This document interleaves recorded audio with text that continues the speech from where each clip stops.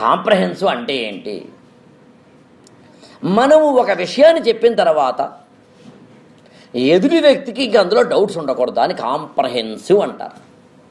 సమూలంగా, సంపూర్ణంగా, సమగ్రంగా చెప్పడం. కొంచెం ఉదాహరణగా మీకు చెప్పాలి అంటే, ఒక అతనికి కాళ్ళు లేవు, అదే అతనికి పెళ్ళి కాలేదు. కాళ్ళు లేవు, పెళ్ళి అవ్వలేదు. ఆయనకు ఇంకో శాపం ఏంటంటే 30 ఏళ్ళకే చచ్చిపోతావు అని అతనికి శాపం.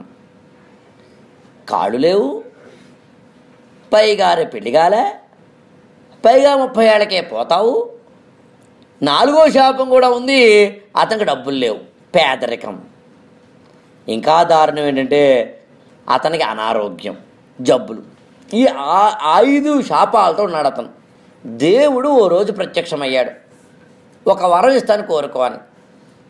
ఇతను అన్నాడు, దేవా, oh my God, oh my Lord, ఒకటైతే ఎట్లాగా 5 కోరికలు తీర్చు, నాకు 5 వరాలు ఇవ్వు.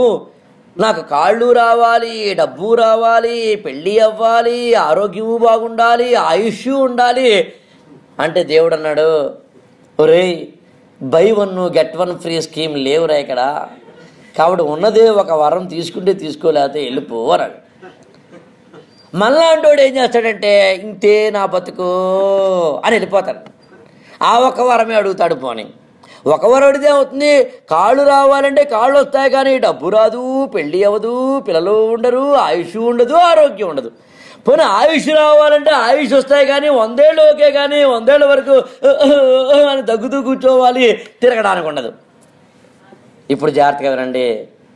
అతను అడిగాడట దేవుణ్ణి, సరే దేవుడా, ఒకటే వరం మరి ఏం చేస్తాం, కాదంటానా అని ఒకే ఒక వరం దేవుడా. అదేంటంటే, నా 90 సంవత్సరాల వయసులో నేను బంగారపు తూగుటుయ్యాలలో ఊగుతూ కిందకి దిగి నా 6 ఏళ్ల మనబడ్డితో టిక్కు టిక్కు టిక్కు టిక్కని గంతులేస్తూ ఆడుకునే వరం ఇవ్వు స్వామి అని అడిగాడండి. బహుశా మీకు అర్థమైంది అనుకుంటా.